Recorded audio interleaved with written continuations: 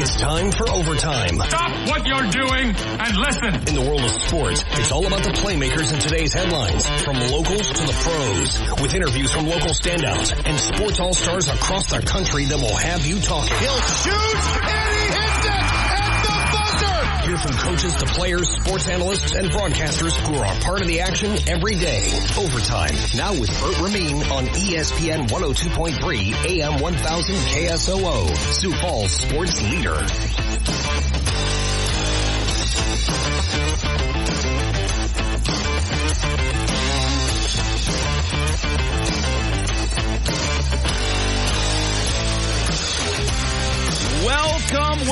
Welcome, and well, the NCAA tournament no longer as chalky as it was as of yesterday. A bunch of upsets in the first half of the Sweet 16. Second half tonight, WNIT tonight. The women's Sweet 16 gets going tonight, UFL this weekend. We got a tremendous amount to get to, including breaking down the ice hockey regionals yesterday, last night here in Sioux Falls, previewing Boston and Minnesota on Saturday. Welcome into the Friday edition of Overtime, and this is a show you don't want to miss, and you can't afford to miss for numerous reasons. Not only do we have a very marquee guest that I've been waiting for a long time to talk to on the show, that's coming up in hour number 2, but it is a huge day for you listeners out there that aren't scared to give us a dial, 605-362-3776. I'm going to say this as nicely as I can. You're out of your mind if you don't call in today for the High Noon Showdown or enter the Friday Parlay, because you could win 8 tickets, 2 different 4-packs of tickets for just winning the Friday Parlay today. Saturday, Sunday, opening weekend at Target Field in Minneapolis. And then if you win the Friday Parlay, you're getting hooked up to 4 Budweiser deck tickets for opening weekend there at Target Field. It is the cream of the crop, the best tickets we give away all season long. Budweiser deck tickets for opening weekend of Minnesota Twins baseball in the Twin Cities. All you got to do is have a Twitter account, enter the Friday Parlay, hashtag Friday Parlay at ESPN Sioux Falls on Twitter. Hour number 1, we'll break down the NCAA tournament and why I'm so disappointed. Turn out the lights. Bert's bracket's broken. I'm done. Arizona, I am completely and totally done with the Wildcats. In fact, I'm not picking them next year. I'm not picking them the year after that. And I probably won't roll with the Wildcats deep in an NCAA tournament again till 2030. Not only did they trail and got beat up by a Clemson team that frankly isn't that good, and yes, I'm saying that with due respect to Clemson. I know their fans are great. I know their program is pretty okay, but I still think they're the worst team remaining in the NCAA tournament, and that is not that much of a slight. I thought Arizona was way better than Clemson last night, but the coaching, the execution, just jacking up threes after one pass or no pass on an offensive set when you're only down 3, 4, 6, 7 points with 8, 9, 10 minutes to go in the game. That offensive game plan in the second half for Arizona, an abject disaster. And I'm ticked off about it because it cost me a lot in my bracket. Now I'm just hoping that Creighton goes on a run and I can eke out as many points as I possibly can to maybe, just maybe, win the whole darn thing. Creighton, I'm riding into the title game. I hope the Blue Jays can get it done tonight. And we'll break all that down coming up here in about 20 minutes on the show. Latest from the NFL. Intriguing signing for the Chiefs yesterday. Intriguing signing for the Broncos earlier in the week as well. We'll break that down. Regional hockey recap, what's ahead. And, of course, we'll be talking Major League Baseball. It's a yin and yang. It's a Jekyll and Hyde. It's good and bad for the Minnesota Twins on opening day. We'll break that down, tell you why, and also provide you with some other highlights from opening day of Major League Baseball. Hour number 2, Friday at noon. You guessed it. It's the High Noon Showdown. Win big. Not only do you get hooked up with a prize pack as always, but you, of course, get the Twins tickets. And again, be ready to win. Make an account, MLB.com. We can have the tickets transferred to you in a flash if you come out on top of the identity crisis. The High Noon Showdown.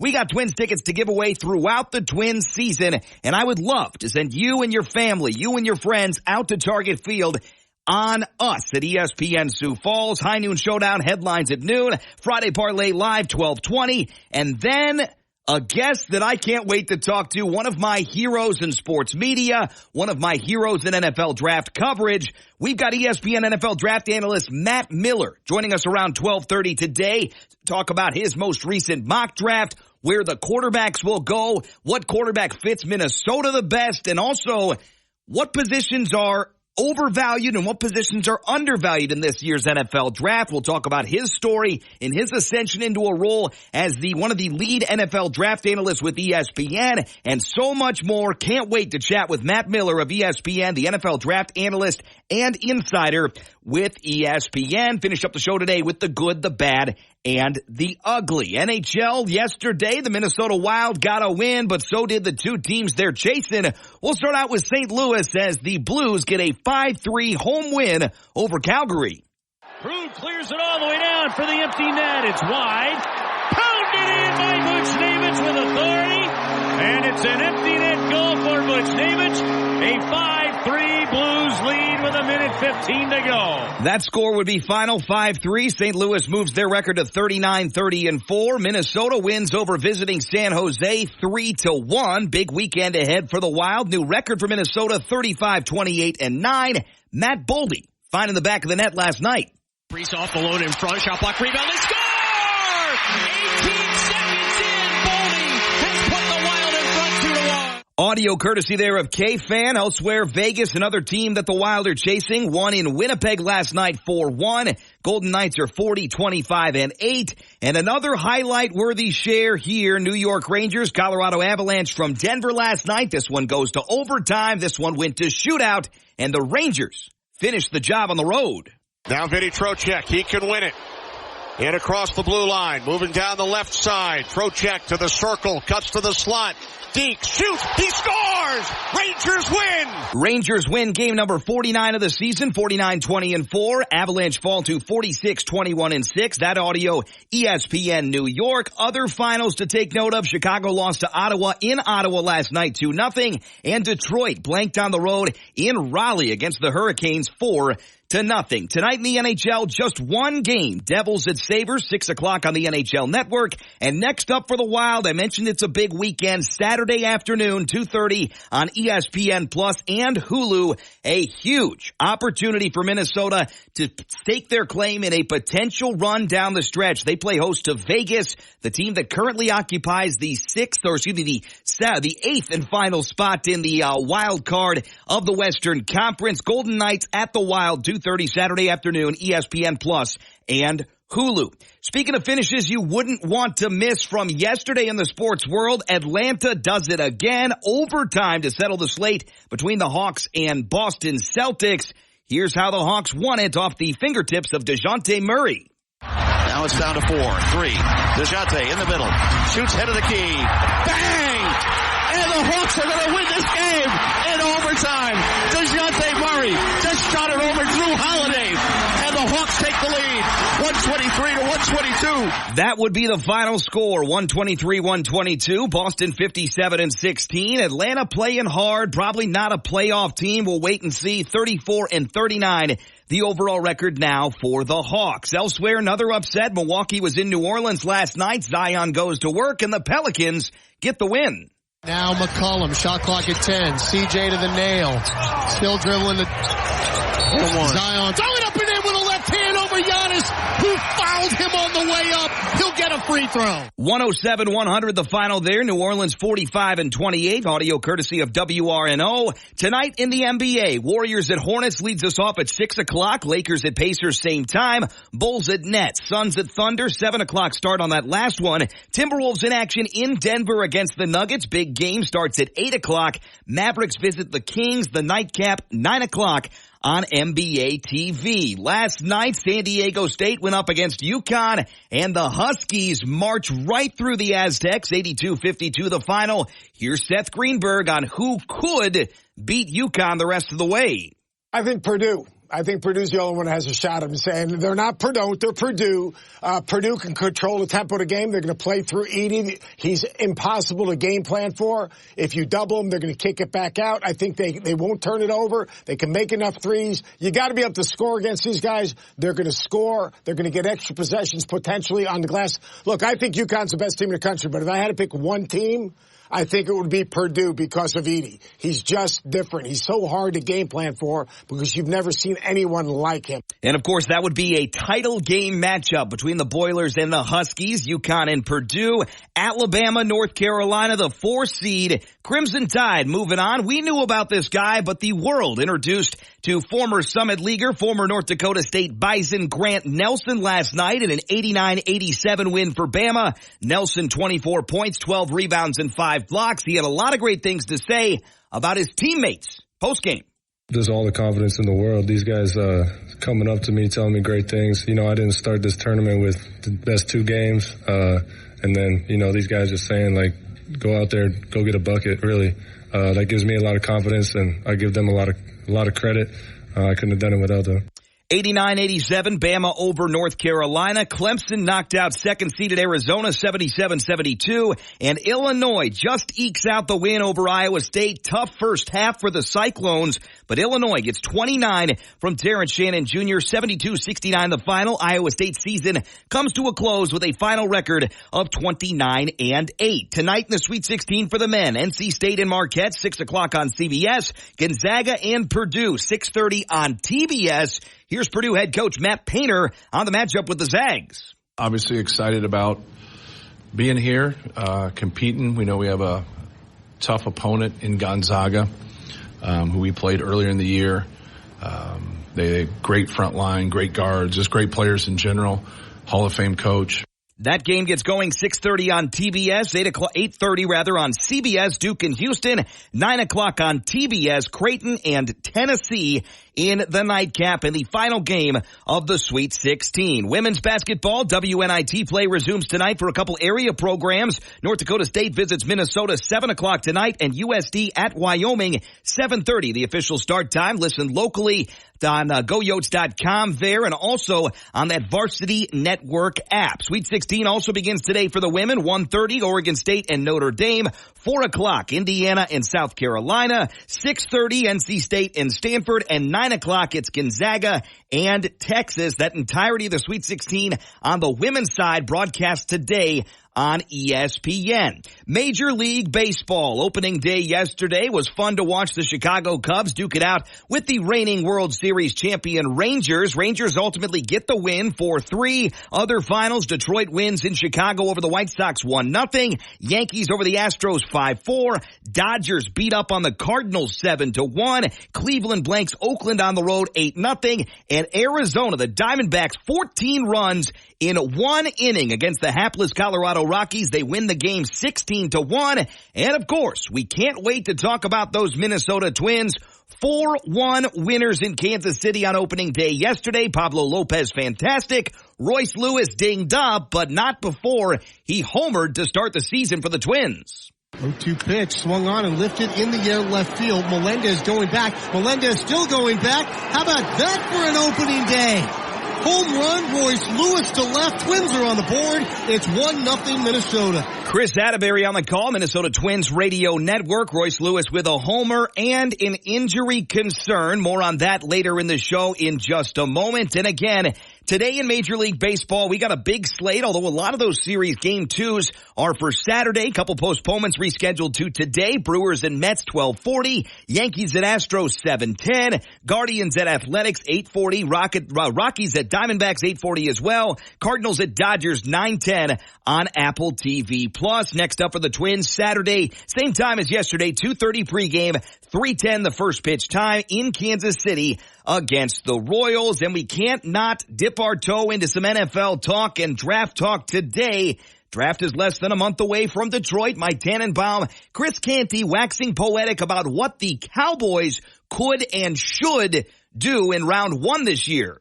If you and I were running the Dallas Cowboys, would you rather have Dak Prescott at $55 million a year or they're picking 24 last year. That was Deonte Banks, who makes $3.3 million. Would you rather have Michael Penix at $3.3 million a year or Dak Prescott at $55? Ooh, that's a great question to ask. I mean, I don't know. I mean, I'm just saying the value proposition, having a quarterback that can give you above average play on a rookie contract is the most valuable commodity in the entire NFL. Michael Penix, who, by the way, could throw the ball. I love Dak, but he could throw the ball better than Dak Prescott. So to me, like, what's fascinating about this discussion with 6 quarterbacks who in the first round, like, the value of the rookie quarterback, the context of all these discussions to me is fascinating. Mike Tannenbaum, Chris Canty there. With all due respect, I say this all the time, there is no sure thing in the NFL draft, and it's even less of a sure thing when you're talking about the 5th or 6th best quarterback by most people's standards in this draft. I like Michael Penix Jr., I really do.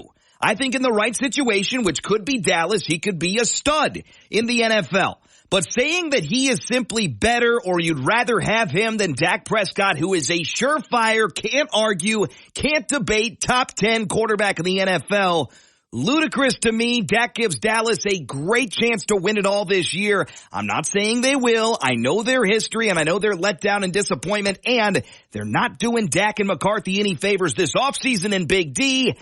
Draft Penix if you want to. Let him learn, let him sit, and then make the best decision after the year, because there's a lot of fool's gold in the NFL draft. We see it with quarterbacks every single year, including one that currently resides in Arlington on that roster in Trey Lance. Everybody thought he was a surefire guy. He was a stud at the next level. Not so much for Trey Lance. Tough start to the career. No indictment on him. But when you go ahead and talk about these guys in the NFL draft as if they're sure things and their contract and winning on a rookie contract is so darn important, I understand that, but there are only 3, 4, maybe 5 quarterbacks ever that have been able to deliver top-tier quarterback play on a rookie contract, and there's been some lately. We saw C.J. Stroud, although they have a sophomore slump for a reason. Don't know if I'm ready to call it on Stroud. We saw Andrew Luck. We saw C.J. Stroud. Russell Wilson, Tom Brady wasn't a rookie, but he was good, young in his career, on the cheap. Brock Purdy, same deal. There's not a tremendous amount of those guys. So to go ahead and say, draft a quarterback in round 1, start him right away, and we'll save the salary cap and be able to build the roster around them and they'll be great, is so inaccurate across the board according to NFL history. I'll wait and see. But I firmly believe that Dak is the answer for right now for Dallas. I think Dallas is making a mistake by not at least extending him a couple of years, because Dak's going to have a nice year again this year statistically. We'll wait and see what they do in the playoffs. He's going to earn some money this year, and I think Dallas is going to regret not locking him up this off season. It's the opening weekend for the UFL out there. Saturday, it's Birmingham and Arlington, noon on Fox. St. Louis and Michigan, 3 o'clock on Saturday. And Sunday, as we round out the scorecard, DC and San Antonio. From San Antonio, 11 o'clock kickoff on ESPN. And the Memphis Showboats against the Houston Roughnecks. Couple of great name squads there. 2 o'clock on ESPN for the opening weekend of the first ever season of that combination, USFL, XFL, the UFL, Saturday and Sunday over the weekend. NCAA hockey regional finals from yesterday here in Sioux Falls. Boston over Rochester Institute of Technology 6-3, and Minnesota gets by Omaha 3-2. So Boston and Minnesota from the Premier Center Saturday 5:30. If you can't make it out, watch it on ESPNU. And if you'd like to make it out, tickets available, DennySanfordPremierCenter.com, or swing by the box office today, tomorrow, as you gear it up for that Saturday 5:30 puck drop. Other part of that bracket, Denver won in double overtime against UMass as Denver punches their way on to face Cornell. Cornell beat up on Maine yesterday 3-1. Games going on tonight in this Sweet 16 in air quotes round of the men's hockey tournament for the title. Boston College, Michigan Tech at 1 o'clock on ESPNU. Wisconsin and Quinnipiac is a 4:30 puck drop time from Providence, Rhode Island. Other seeds matching up today, Michigan State, Western Michigan, 4 o'clock from Missouri, and North Dakota and Michigan. That is a 7:30 puck drop. All those games broadcast tonight, this afternoon, into the evening on either ESPNU or on ESPN News. Now for the big news of the day concerning the area sports scene. Pretty tough news, pretty good news, and a mixture of both. Augustana National Championship head coach Tom Billiter has announced his resignation from the university and the athletic department as the head coach of the basketball program on the men's side to pursue a head coaching position at another institution, that's Emporia State. Augustana Vice President for Athletics Josh Morton has named Augustana alum Cody Schilling as the successor for the men's basketball program. Morton said, "I want to thank Coach Billiter for building a championship program at Augustana. Augie fans will remember the 2016 national championship for a long time. We wish him well in his future endeavors." Billiter, lifelong friend of the show, friend of mine, great person, great basketball coach, the all-time winningest coach at Augustana, accumulated 393 wins at the university, including the 2016 national championship, advanced teams into the NCAA postseason 9 times, and coached 3 NSIC Players of the Year, 3 NSIC Defensive Player of the Years, and 5 NSIC Defensive Player of the Year candidates there on that overall career. Again, 393 wins, and now the program turned over to Augustana alum, assistant coach Cody Schilling, 2012 graduate of Augustana, is the 16th head coach in the 103-year history of Augustana men's basketball. Morton saying, "I'm pleased that we had Augustana's next head coach already on our bench. I've been watching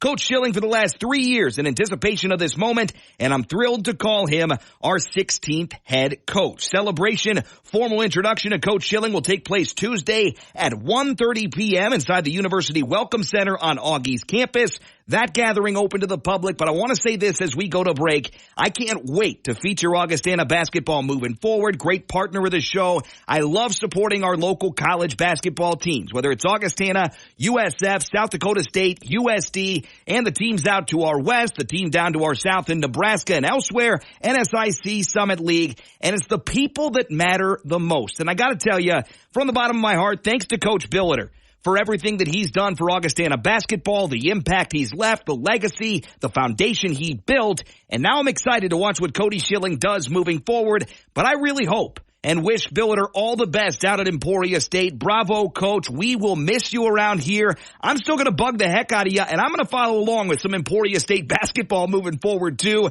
And I hope we can keep having you grace the airwaves here on ESPN Sioux Falls. Job well done. 393 wins. National championship. Can't meet a better guy, easier guy to talk to, and a phenomenal radio guest here with ESPN Sioux Falls. We take the break with that. Best of luck to Coach Billiter, and best of luck to new Augustana men's basketball head coach Cody Schilling moving forward. Those are your Reliabank headlines of the day. Reliabank.com, as always, for a better local banking option. Or check them out in person here in Sioux Falls. When we come back, we'll recap the big-time stories from Major League Baseball's opening day, talk some Twins, talk some Royce Lewis injury concerns, and we'll also talk about that NCAA tournament, the finals from last night, and so much more coming up on this Friday edition of Overtime.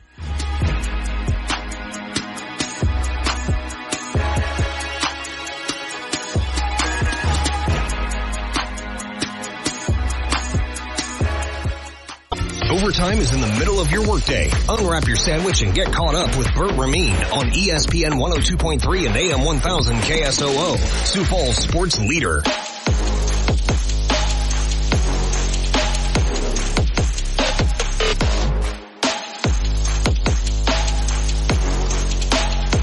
Right back with you. It's the Friday edition of Overtime. Chance to win big, and I mean really big today on the show. High Noon Showdown. You could nab a 8-pack, 2 4-packs of tickets Saturday, Sunday for opening weekend of the Minnesota Twins out in the Twin Cities in Target Field just by beating up your neighbor in the kindest way possible on today's High Noon Showdown. That's coming up at noon. You guessed it, here on the Friday edition of the show. Coming up at 12:20-ish, we'll have the Friday parlay posted up live. If you win the parlay this weekend, you get the great seats. You get the elite seats at Target Field, the Budweiser deck tickets, a 4-pack, and that game coming up on Sunday of opening weekend. So much to win here on this Friday edition of Overtime. Friday Parlay always brought to you by Pausability's high-end glass and tobacco. Now, let's quickly talk about the men's NCAA tournament. Last night's finals, UConn over San Diego State, wasn't close. Illinois over Iowa State, 72-69 the final there. Alabama gets the win over North Carolina. We knew that would be high scoring, and Bama punches a little bit above their weight class, 89-87 the win over North Carolina, ending a phenomenal career for Armando Bacot and others there at UNC. And Clemson downs Arizona, or as I said off the jump, Arizona downs Arizona. Clemson, ton of credit, give them credit, but Zona's play calling or lack thereof and shot selection in the second half, last 10 minutes, was absolutely maddening. I was doing the bedtime boogie. As I put my son down to bed every night, I was letting him watch a couple educational videos, popping around, looking at there, and watching a set or two of Arizona, shaking my head, going back in, working on bedtime, coming back out, and I was ticked off at the Arizona Wildcats last night.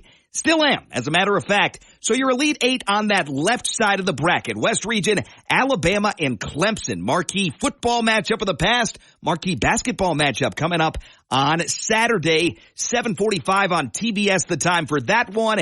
And you got UConn and Illinois. Every bit as juicy, every bit as fun of a matchup. A lot more defense in this one between the Huskies and the Illini. So I'm asking you out there, if you had one team to choose, the answer's got to be UConn, right? If not UConn, who are you taking the rest of the way? Are you on Marquette? Are you on Houston? Maybe you like Duke for some reason unknown to me. I told you I got NC State in my Elite Eight. I think they knock out Marquette tonight. Sorry about it, Gino. Purdue, Gonzaga, Creighton, Tennessee with the star power. I don't know where I would go, but I'm going to be boring and roll with UConn if I were to redraft everything, because my champion knocked out last night in Arizona. I have UConn on a deep run anyway. May as well roll with the Huskies. The brand of basketball they play, really darn good. If they beat Illinois, I think they'll cruise because of the defense and the physicality. I think they'll cruise by the winner of Bama and Clemson into that title game. And we'll wait and see where it goes from there. The other side of the bracket is way more up in the air. I guess I would say what I want to have happen is Creighton to represent that entire side, the Midwest and the South in the Final Four. I would love for the Blue Jays to do that this year. Tennessee is a strong team. Purdue is an experienced and strong team, although they do lack a little bit of pizzazz on the offensive end. I still like the Boilers. I feel okay about Houston, although they did share that stat that no team has ever lost by that much earlier in this year in their loss to Kansas than Houston has that has won a national title. So keep that in mind as far as an up and down season goes for the Cougs. NC State, Marquette, I like the Wolfpack to win. I don't really consider them a title contender, so I guess I'll roll with Purdue or Houston moving forward. Creighton, I would love. Be cool to see Tennessee back on the grand stage as well. But that's where we're sitting right now with the NCAA tournament. Now talking baseball, talking Twins, Pablo Lopez. Is Pablo Lopez, he was fantastic yesterday, admitted to feeling some anxiety when the Twins ace stepped out onto the mound to face the Royals on opening day. It didn't calm him down any when the Royals homered 3 pitches later. The All-Star right-hander eventually managed to get his nerves under control, holding KC to just 3 more hits in his appearance of 7 total innings without a walk, and breezed through 7 innings yesterday. Also had 7 strikeouts, and when Royce Lewis homered and Carlos Correa had 3 hits and 2 RBI, Minnesota had a 4-1 victory to begin its defense of its AL Central crown. Couple runs for Minnesota in the top of the 9th, kind of busted it open. But Pablo Lopez, fantastic. Brock Stewart worked the 8th for the Twins. Griffin Jack slammed the door and earned the save, handling the 9th and final inning. Twins off to a good start, but it wasn't all peaches and cream yesterday for the Twins. Twins are awaiting MRI results on Royce Lewis, who of course had that homer, first run of the season for Minnesota, and he left the team's win over Kansas City with an injury to his right quad. Lewis delivered the first hit of the day for Minnesota, no doubt home run to left field with 2 outs to go in the first inning. 2 innings later, Minnesota pulled ahead when Carlos Correa's double brought home Manuel Margot, and the hit proved costly though when Lewis pulled up near third base with a right quad injury. Edward Julian replaced him in the lineup, and Lewis said he'll meet with team doctors today to determine next steps, and Lewis said, I was just confused. Honestly, it just felt like a little cramp, and it just tightened up as I was running. Bad news here for the Twins. We talk every year about it. They gotta stay healthy. The chief concern, Byron Buxton. Other big concern, Carlos Correa. And Royce Lewis, definitely on that list as well. And here we are, hoping it's not bad, as Royce Lewis set to get checked out and awaiting MRI results today on a quadriceps injury. Now for some more news from baseball. Things interesting yesterday for Oakland. Thousands of Athletic fans gathered in the Coliseum South parking lot before the Thursday's opening game against the Guardians to try out a new way of displaying their displeasure with the team's ownership, showing up but staying out of the stadium. In what might have been the beginning of the team's final season in Oakland, fans waved hundreds of sell flags, ate free tacos, and listened to live music. What most of them didn't do was enter the stadium to watch the game, choosing to continue to party through the night by watching the game on a blow-up projection screen. The announced crowd for the game was greater than 13,500. But those A's fans had it right for numerous reasons. Sign me up for free tacos, sign me up for great live music, and sign me up for not watching the A's play baseball in that dilapidated spot that they call the Coliseum. 8-0 the final yesterday. Horrifically ugly start to the season for the Athletics. I would love for them to stay in Oakland. I really would. But we'll wait and see because there are so many weird sides of this thing. Oakland doesn't want them. Okay, Oakland does want them. The fans love them. They want them to stay. Vegas has a spot. Vegas is a destination. Vegas has got the Raiders and Vegas has got the Golden Knights, and they've made it work, and they'll make it work with the A's. It is so weird, the public funding, the land projects, everything back and forth. I really couldn't forecast what's going to happen with that team. They got a good fan base and a lot of fans that care deeply about the history and about keeping pro sports in that area. But very ugly yesterday for 13,000 fans to show up and a couple thousand to be staying out in the parking lot as a sign of protest.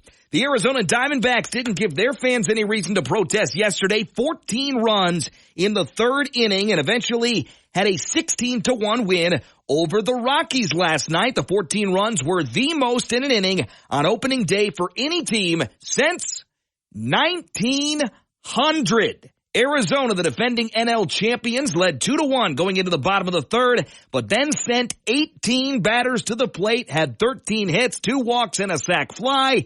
And now Arizona cooking with gas already, 16-1 opening day win. And I feel it's going to be a very long season for those Colorado Rockies who finished last year with less than 60 wins on the season. Lastly here, as we tune it off and go to break here in just a moment, from Major League Baseball, Shohei Ohtani back in the game, was pleased with the quality of his at-bats and quote-unquote grateful for the warm reception he received from the sold-out Dodger Stadium crowd on opening day. I was the only guy who couldn't hit a homer, Ohtani said, speaking through an interpreter, said it with a slight chuckle after the Dodgers breezed to a 7-1 win over the Cardinals on Thursday afternoon. Ohtani was referring to the superstar trio atop the Dodgers lineup, of which he's the center. Mookie Betts and Freddie Freeman both hit homers in the win. And final score, 7-1. Dodgers soon-to-be championship season in many people's eyes, off to a good start, 1-0 on the season. When we come back, a lot to get to from the National Football League, including a relatively needle-moving signing for the Denver Broncos this week and a big one for Kansas City. Might be a flash in the pan, might be a publicity stunt, but could be and should be pretty darn fun over training camp for the Kansas City Chiefs. We'll talk about that and much, much more. We're rocking, we're rolling, we're moving on through this Friday edition of Overtime. Thanks as always for being with us and tuning us in right here on ESPN 102.3 AM 1000 KSOO.